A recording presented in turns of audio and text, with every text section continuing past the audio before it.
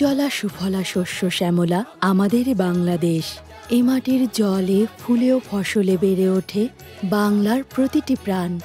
সে মাটির স্পর্শে এগিয়ে চলার প্রত্যয়ে দীপ্ত টেলিভিশনের কৃষি বহর আজ এসেছে পটুয়াখালী জেলার প্রান্তিক কৃষকের কাছে।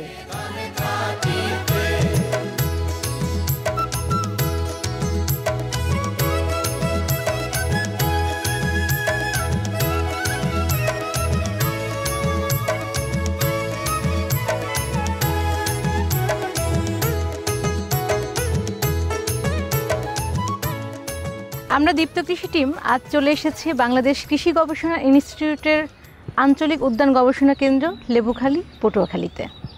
দীপ্ত কৃষির পুরোটা সময় জুড়ে আজ আপনারা দেখবেন এই গবেষণা প্রতিষ্ঠানের কার্যক্রম। এসিআই এগ্রি বিজনেস নিবেদিত দীপ্ত কৃষিতে আপনাদের সবাইকে আমন্ত্রণ জানাচ্ছি। আমি শামিমা শাওন।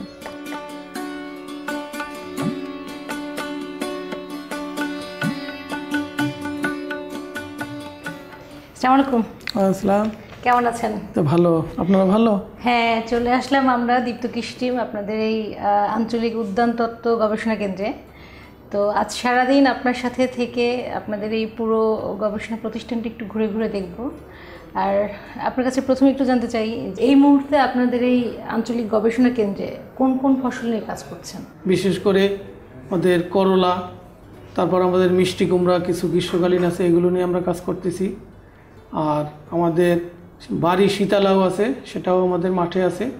এছাড়া আমাদের ফলের ভিতরে এখন আম আপনারা দেখতে পারতেছেন যে পুরা আমের সময় এখন আম আছে, কাঁঠাল আছে, লিচু আছে। তারপর আমাদের বাড়ি মালটা এক আছে, আমাদের বাড়ি আমরা এক, এছাড়া আমাদের বাড়ি জামরুল এক। প্রচুর সবগুলোতে আমাদের ফল আছে। এর আমরা হয়তো এই মাসেই আমরা ড্রাগন ফ্রুট যেটা আছে, সে ড্রাগন ফ্রুট আমরা আমাদের মাঠে আছে। এগুলো নিয়ে আমাদের আসলে কার্যক্রম বলা যাবে যে 2011 থেকে আমরা মেনলি গবেষণার কার্যক্রমটা শুরু করেছি। ভাই চলেন তাহলে আমরা আপনার পুরো ফিল্ড একটু ঘুরে দেখি তাহলে। ওকে, চলেন আমরা চলে যাই।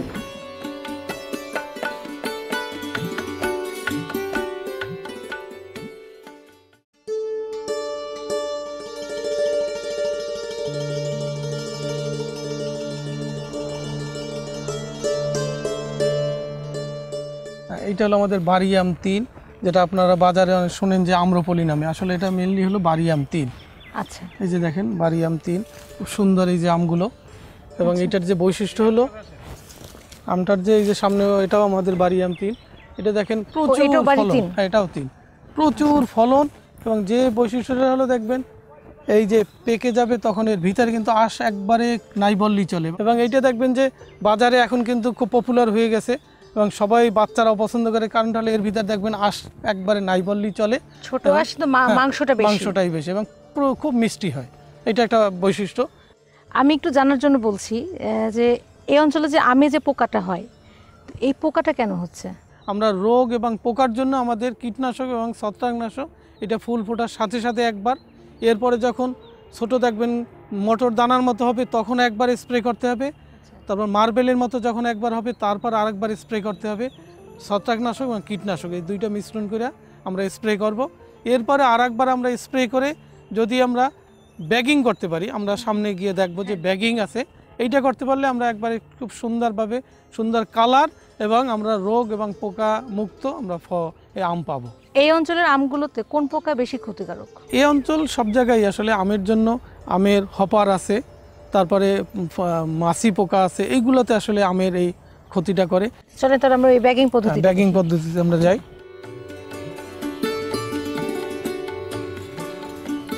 আচ্ছা, ওই ব্যাগিং পদ্ধতিতে ওই আমের গাছটা ওইখানে না? জি, আমরা ব্যাগিং বাড়িয়াম 4 এগুলোকে মেনলি বেশি করি এবং 3ও করব আমরা। বাড়িয়াম এটা তো 3 না? হ্যাঁ, এটাও 3। এটা আমাদের বাড়িয়াম 4। আচ্ছা, এই ব্যাগিং করার কারণটা কি? হ্যাঁ, ব্যাগিং করার কারণটা হলো আমরা যে বললাম রোগ এবং পোকার যে আক্রমণটা হয় সেটা দেখা যায় যে শেষ পর্যায়ে, বিশেষ করে যখন একবারে ম্যাচিউর হবে তখন কিন্তু দেখা যায় যে একটা ফ্রুট ফ্লাই আছে, সেই ফ্লাইতে নষ্ট করে দিচ্ছে। আচ্ছা, ওটা কত দিনের ফল আনুমানিক? এইটা দেখা যাচ্ছে যে হয়তো ফল যেটা মটর দানার মতো হওয়ার পরই 20 থেকে 25 দিন পর থেকে এটা শুরু হয়ে যায়, তখন বিভিন্নভাবে ওই পোকার আক্রমণটা শুরু হয়। সেই পোকাকে আসলে দমন করার জন্য আমরা বারবার যদি কীটনাশক স্প্রে করি, সেটা যেমন খরচও বেশি এবং মানবদেহের জন্য এটাও ক্ষতিকর। সেই জন্য আমরা আমাদের নূতন একটা টেকনোলজি হলো এই ব্রাউন কালারের, দেখেন একটা ব্যাগিং আছে এবং এটা চায়না থেকে আনা, আমরা বাংলাদেশ থেকেই পাই। এইটার একটার দাম পড়তেছে মাত্র 4 টাকা, এই 3.5 টাকা থেকে 4 টাকা পড়তেছে এক একটা ব্যাগের দাম। আচ্ছা, এইটা কি এই ব্যাগটা দিয়ে যদি না করে, যদি একেবারে ধরেন এই ব্যাগটা তো সবাই যদি না কিনতে পারে চাষি পর্যায়ে, যেহেতু এই অঞ্চলে আম চাষের ক্ষেত্রে যে সংকটটা, তো কেউ যদি পলিথিন বা অন্য কিছু দিয়ে করতে চায় করতে পারবে? হ্যাঁ, সেটা দিয়ে করা যাবে, কিন্তু এইটার যে একটা কালার আসবে, দেখবেন এই যে হলুদ, এই ব্যাগটা দিয়ে যদি আমরা করি, এটার কালারটা যখন ম্যাচিউর হবে দেখবেন একবারে হলুদাভ হয়ে যাবে এবং এইটার বাজার মূল্য একটা ভিন্নতা আসবে। আমের কালারটাও হলুদ হয়ে যাবে, কালারটা হলুদাভ হবে, এই জন্যই আসলে করা হয়। এছাড়া আর কি আছে? এছাড়া আমরা আমাদের জান প্লাজম সেন্টার, আমরা সেই জায়গায় একটু যাই, আমাদের অন্যান্য যে গাছগুলো আছে সেগুলো আমরা একটু দেখাই। চলেন তাহলে।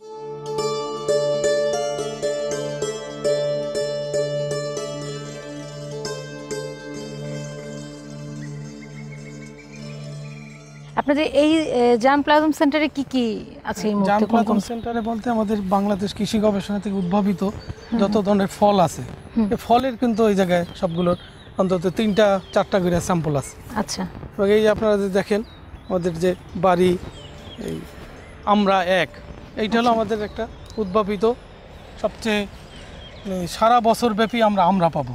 এই যে দেখেন, এটার বিশেষ বৈশিষ্ট্যটা কি সারা বছরই পাবো? যে আমি সারা বছর পাবো, এটা হলো আমার একটা বড় বৈশিষ্ট্য।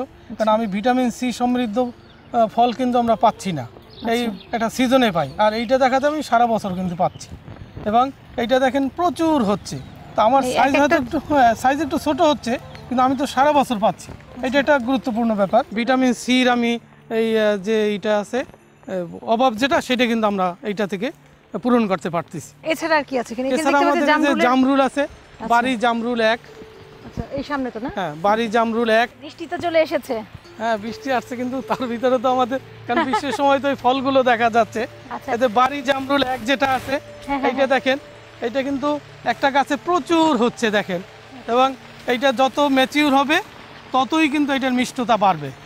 এবং বাংলাদেশ কৃষি গবেষণা ইনস্টিটিউট থেকে এইটা কিন্তু একটা জাত বাড়ি জামরুল 1। আচ্ছা, এবং লাল হচ্ছে দেখেন, লাল হবে, এবং যত ম্যাচিউর হবে। এছাড়া আর কি বৈশিষ্ট্য আছে? এছাড়া এইটার বৈশিষ্ট্য আমরা মিষ্টতা আছে, এটা একটা বিরাট বৈশিষ্ট্য যে আমরা মিষ্টতা পাচ্ছি। হ্যাঁ, বলছি মিষ্টতা পাচ্ছি, কারণ আমাদের যে স্থানীয় যে গুলো আছে সবুজ দেখা যাচ্ছে, সেইটা কিন্তু দেখা যায় কি সবুজটা কিন্তু মিষ্টতা পানি পানি থাকে, আর এইটা যদি একবারে ম্যাচিউর হয়ে যায়, পরিপক্ক হলে এইটাকে দেখেন তখন কিন্তু মিষ্টি থাকে, প্রচুর ফলন।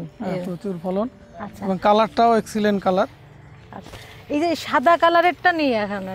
না, এখন সাদা কালারও আছে, সেটা আমাদের স্থানীয় যেগুলো তাতেও আছে, আমাদের কৃষি গবেষণা থেকেও জাত আছে সাদা কালার, কিন্তু বাড়ি জামরুল 1 যেটা, সেটার কালারটা এরকম, এবং যত পাকবে, যত পরিপক্ক হবে, তত মিষ্টতা বাড়বে। আর এগুলো কি এখন খাওয়ার উপযোগী হয়েছে? আর কয়েকদিন পরে খাওয়ার হলো, কিন্তু খুব ফুললি ম্যাচিউর হয় নাই, আর একটু সময় লাগবে, হয়তো আর 7-8 দিন পরে এটা খাওয়া যাবে। আচ্ছা, ওই পাশে দেখতে পাচ্ছি ড্রাগনের গাছ আছে আমাদের বাড়ি। দেখতে পারি তো তাহলে? না, চলেন আমরা এটা দেখি। আচ্ছা, বাড়ি ড্রাগন 1, আসেন। মালটা দুইটাই আছে আমাদের পাশাপাশি, এটাই আমাদের বাড়ি মালটা 1, এবং এটার প্রচুর ফলন। এই জাতের বৈশিষ্ট্যটা? হ্যাঁ, এই জাতের বৈশিষ্ট্য আপনারা দেখলেই কিন্তু বোঝা যাবে যে হ্যাঁ, এইটা এই মালটা, এটা দেখলেই কিন্তু বোঝা যাবে যে দেখেন এইটার পিছনে পয়সার একটা দাগ, এইটাই হলো মেইন বৈশিষ্ট্য দেখার বাড়ি মালটা। হ্যাঁ, এটার কারণটা কি?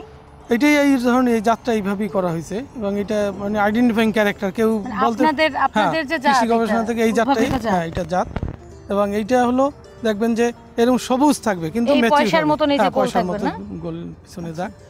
বাহ, কি চমৎকার সবুজ ফল একদম। আচ্ছা, এই পাশে দেখতে পাচ্ছি ভাই এই ড্রাগন ফল, বাড়ি ড্রাগন ফ্রুট 1। আচ্ছা, এইটার জাতটা আপনাদের এটা আমাদের উদ্ভাবিত বাড়ি ড্রাগন ফ্রুট 1। আচ্ছা, এইটার বৈশিষ্ট্যটা কি?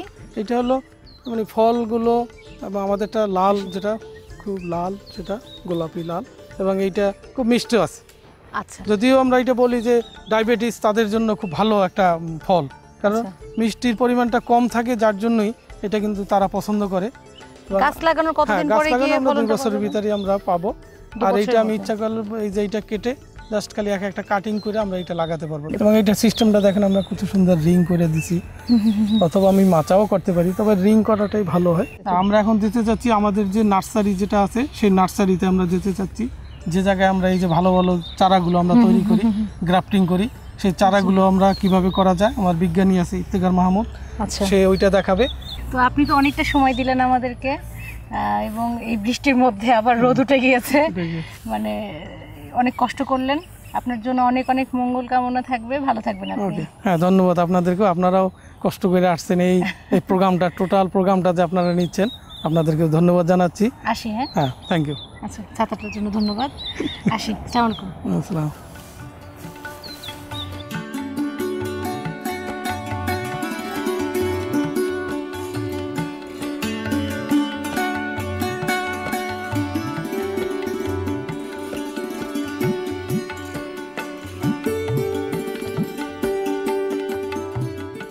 কেমন আছেন ভাই আপনি? হ্যাঁ, ভালো আছি। আপনি ভালো আছেন না? হ্যাঁ, ভালো আছি। তো আপনি এখানে কোন দায়িত্বে আছেন? আমি এখানে বৈজ্ঞানিক কর্মকর্তা হিসেবে কর্মরত আছি। আমি মূলত উদ্ভিদের জাত উদ্ভাবনের কাজে আমি কাজ করি।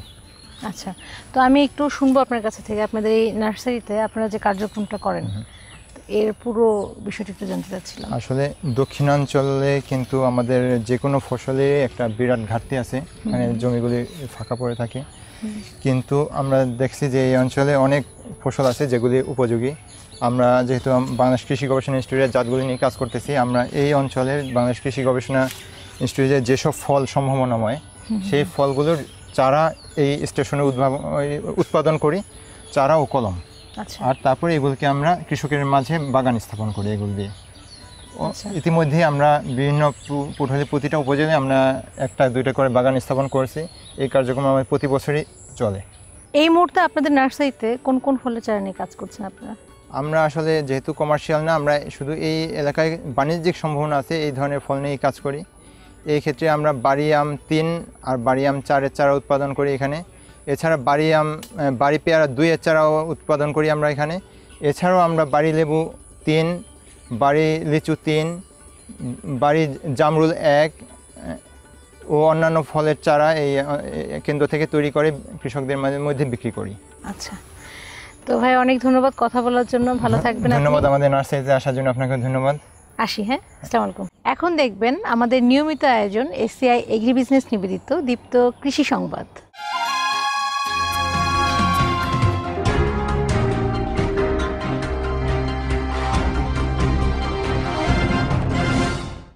এসিআই এগ্রি বিজনেস নিবেদিত দীপ্ত কৃষি সংবাদে স্বাগত জানাচ্ছি আমি নুসরাত অরিন। শুরুতেই দীপ্ত কৃষি সংবাদ শিরোনাম। কুষ্টিয়ার চালের বাজার অস্থিতিশীল, নাটোরে ক্ষতিগ্রস্ত কৃষকদের তালিকা তৈরিতে অনিয়ম, নওগাঁর পাইকারি চালের বাজার, সব ধরনের চালের মূল্য বৃদ্ধি।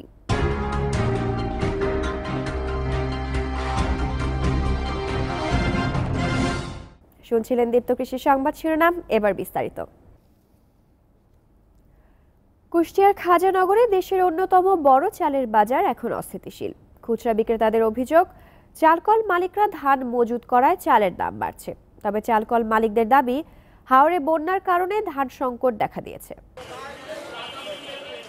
গত এক সপ্তাহে কুষ্টিয়ার খাজানগরে সব ধরনের চালের দাম বেড়েছে। 50 কেজি চালের বস্তা প্রতি দাম বেড়েছে 350 থেকে 400 টাকা। খুচরা ও পাইকারি বিক্রেতাদের অভিযোগ, চালকল মালিকরা কৃত্রিম সংকট সৃষ্টি করে চালের দাম বাড়িয়েছে। চাউলের দামটা একটু অতিরিক্ত বাড়ছে।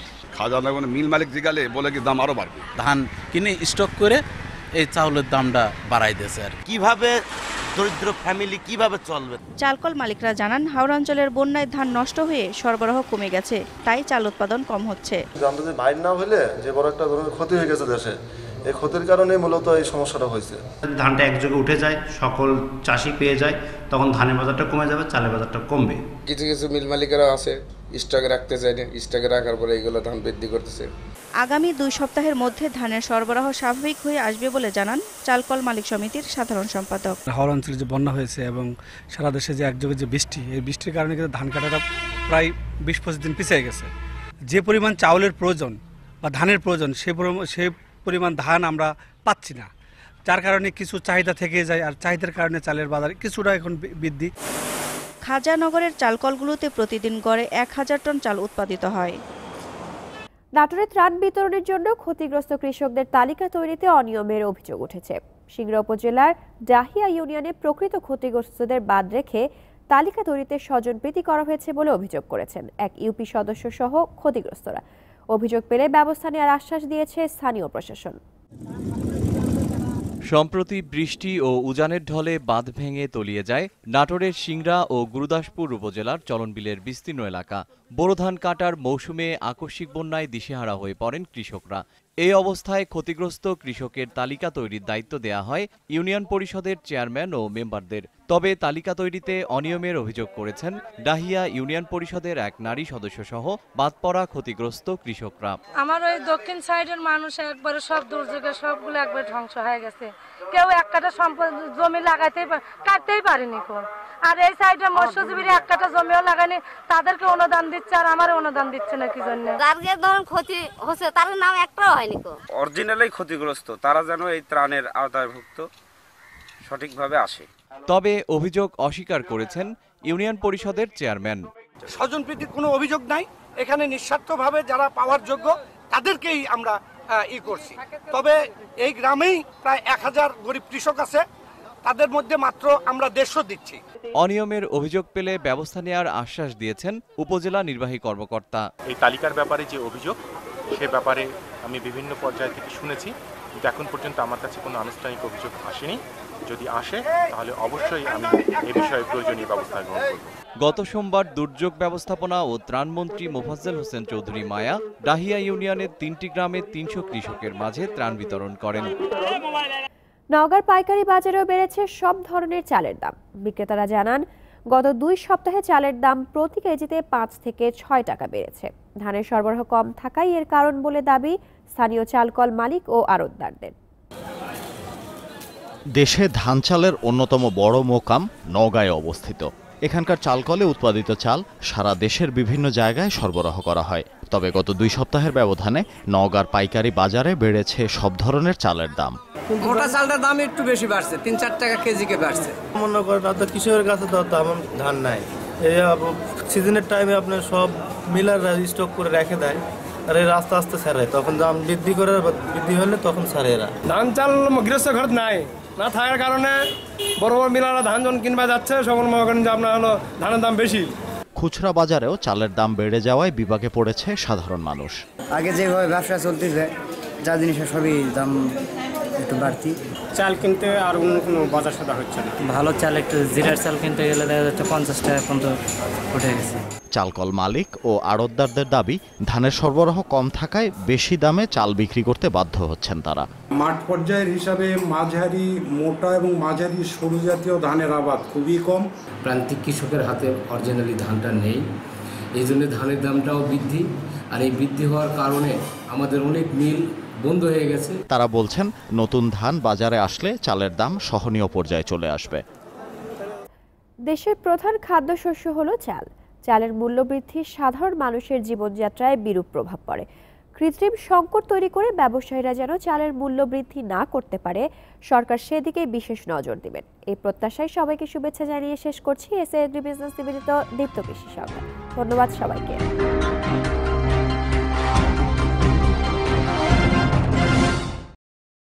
কৃষি বিষয়ে যে কোনো তথ্য জানতে ও জানাতে লিখতে পারেন এই ঠিকানায়। দীপ্ত কৃষি, প্লট 7/A/গ, তেজগাঁও শিল্প এলাকা, ঢাকা 1208। আপনারা চাইলে ইমেল করতে পারেন krishi@dipto.tv এই ঠিকানায়, অথবা ফোন করতে পারেন 0178-768-2832 নম্বরে। শুক্রবার ছাড়া প্রতিদিন সকাল 9টা থেকে বিকেল 5টা পর্যন্ত। দীপ্ত কৃষি পোর্টের সময় জুড়ে আজ আপনারা দেখলেন পটুয়াখালীতে আঞ্চলিক উদ্যান তত্ত্ব গবেষণা কেন্দ্রের পুরো কার্যক্রম। কৃষক পর্যায়ে তারা সার্বিক সহযোগিতা করবেন, সম্প্রসারণ করবেন এখানকার উদ্ভাবিত নতুন নতুন ফসলের জাত। সে প্রত্যাশায় শেষ করছি এসিআই এগ্রি বিজনেস নিবেদিত আমাদের আজকের দীপ্ত কৃষি।